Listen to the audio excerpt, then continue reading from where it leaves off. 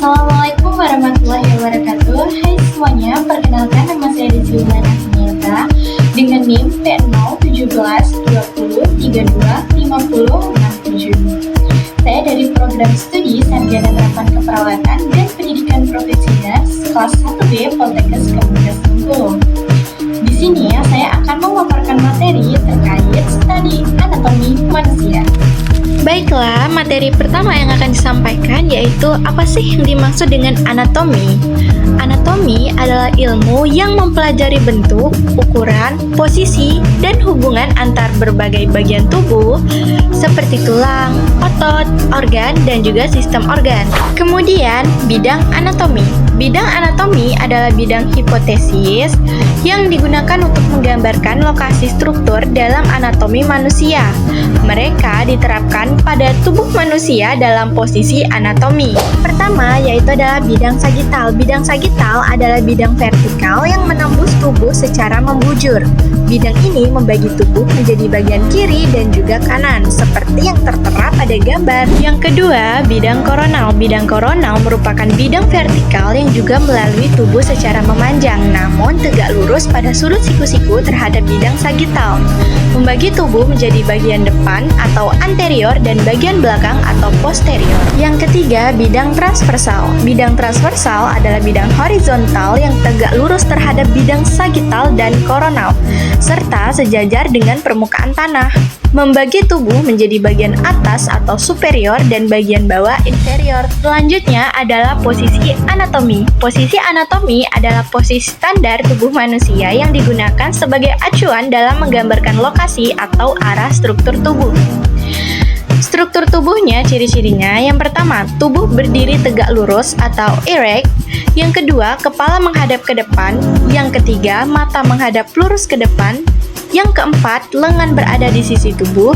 Yang kelima, telapak tangan menghadap ke depan. Yang keenam, kaki rapat dan menghadap ke depan. Dan yang terakhir, jari-jari kaki mengarah lurus ke depan. Untuk gambarnya, kalian bisa lihat pada gambar posisi anatomi yang sudah disediakan. Materi selanjutnya yaitu kerangka anatomi.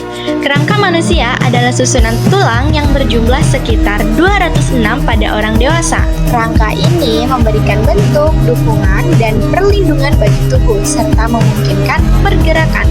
Kerangka manusia dibagi menjadi dua bagian utama, yaitu aksial dan apendikular. Yang pertama, rangka aksial. Rangka aksial adalah bagian dari rangka tubuh manusia yang membentuk sumbu vertikal, terdiri dari tulang-tulang di kepala, leher, dan badan.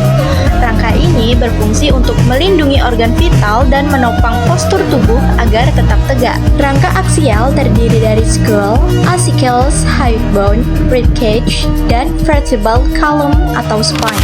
Selanjutnya, pada bagian tulang tengkorak. Tengkorak adalah bagian teratas kerangka tubuh manusia dan merupakan salah satu struktur tulang paling rumit dan terpenting di dalam tubuh.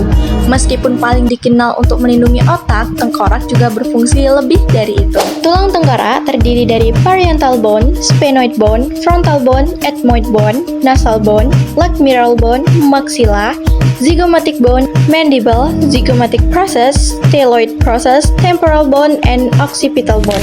Lalu, tulang belakang. Tulang belakang atau tulang punggung adalah struktur tulang yang penting bagi tubuh manusia. Ia berfungsi untuk menopang tubuh, melindungi sumsum tulang belakang, dan memungkinkan berbagai gerakan seperti membungkuk, memutar, dan mengangkat. Tulang belakang terdiri dari 33 ruas tulang yang terhubung dan membentuk 3 lengkungan alami, yaitu leher atau cervical, punggung tengah atau thoracal, dan punggung bawah lumbal. Lalu, tulang rusuk. Tulang rusuk atau dalam bahasa medis disebut costate adalah tulang panjang dan melengkung yang membentuk rongga dada.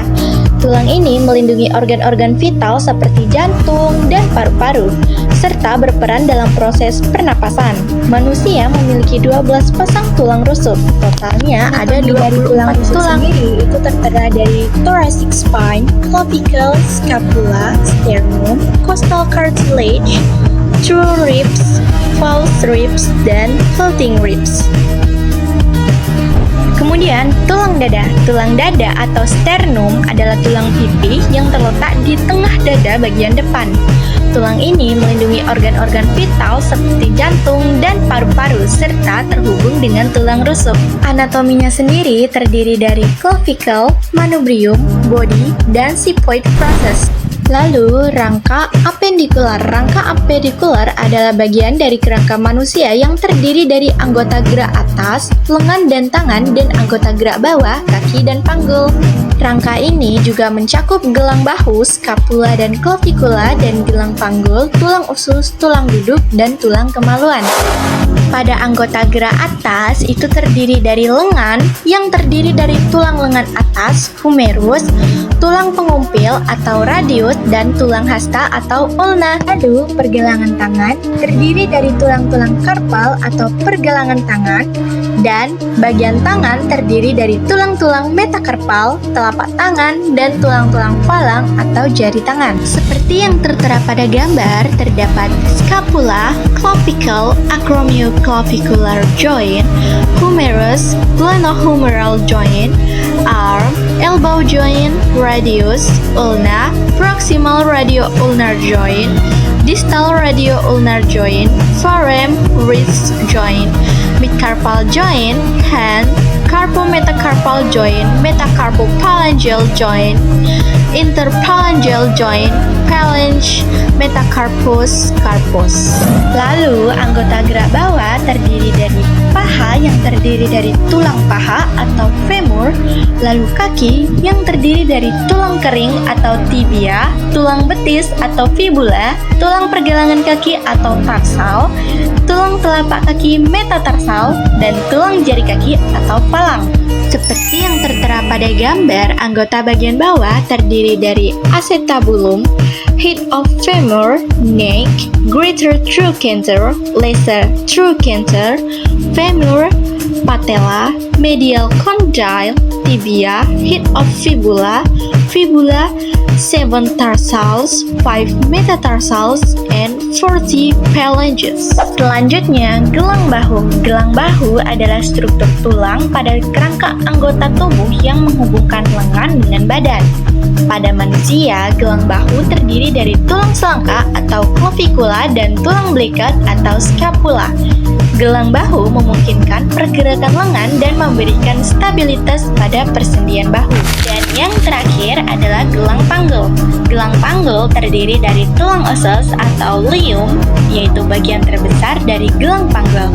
Lalu tulang duduk atau ischium, yaitu bagian bawah dari gelang panggul. Dan tulang kemaluan atau pubis, yaitu bagian depan dari gelang panggul. Materi yang terakhir yaitu tentang abdomen. Abdomen adalah bagian tubuh yang terletak antara dada atau toraks dan panggul, juga dikenal sebagai perut. Secara umum, abdomen berisi berbagai organ vital seperti lambung, hati, usus, pankreas, limpa, dan lain-lain yang berperan dalam sistem pencernaan dan juga sistem perkemihan. Pada anatomi abdomen terdiri dari right hypochondriac region, epigastric region, left hypochondriac region, right lumbar region, left lumbar region, right iliac region, hypogastric region, left iliac region, dan umbilical region. Baiklah, itulah tadi pemaparan materi tentang studi anatomi dari saya. Apabila ada kesalahan, saya mohon maaf. Kepada Allah, saya mohon ampun. Saya akhiri. Wassalamualaikum warahmatullahi wabarakatuh. Sampai jumpa teman-teman.